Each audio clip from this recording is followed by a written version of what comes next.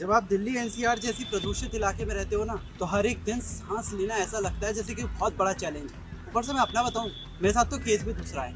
आखिर में अस्थमा का मरीज जो ठहरा, पता नहीं इनहेलर ले लेके मैंने अपनी जिंदगी और पैसे कितने सारे खर्च कर दिए। और ये लंग्स की मुसीबत जो है, वो मुझे किसी भी तरीके से ठीक नहीं होने दे रही। ऊपर से ये प्रदूषण और गाड़ियों का प्रदूषण, धुएं का प्रदूषण, और अब तो पंजाब की पराली भी।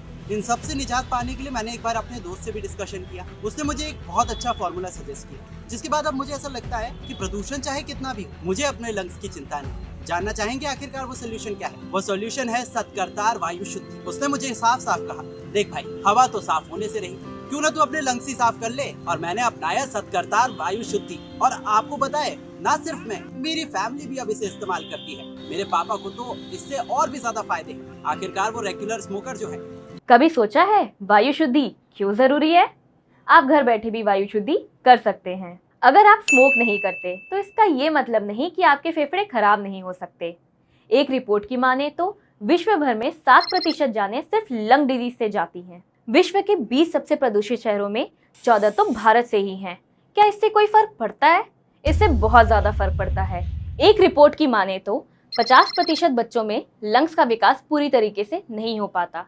इसकी वजह है प्रदूषित हवा में सांस लेना, जिसकी वजह से उन्हें आगे चलकर ब्रोंकाइटिस, अस्थमा जैसी अन्य बीमारियां होती हैं। हर साल 40 लाख से भी ज्यादा लोग अपनी जान लंग डिजीज से गंवा देते हैं, खासतौर पे ठंड में, जब एयर का प्योरिफिकेशन सिस्टम खुद बहुत स्लो हो जाता है।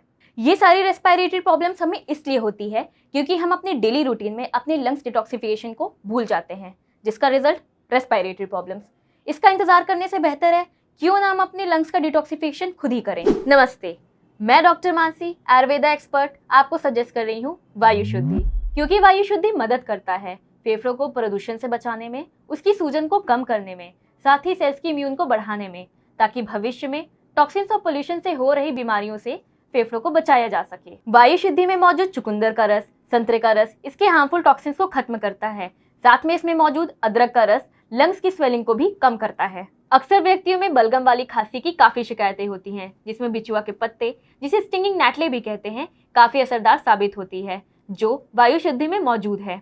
ये टीबी और ब्रोंकाइटिस जैसी बीमारियों में भी काफी असरदार है। और अगर किसी व्यक्ति को अक्सर सर्दी या जुकाम जैसी बीमारियां होती हैं, तो इसमें काली मिर्च काफी सहायक होता है। इसमें मौजूद अर्जुन की छाल ऑक्सीजन लेवल को बढ़ाता है, साथ ही कमल प्रकंद सोर थ्रोट को ठीक करता है। और ये सारी औषधियां मिलती हैं वायु शुद्धि में।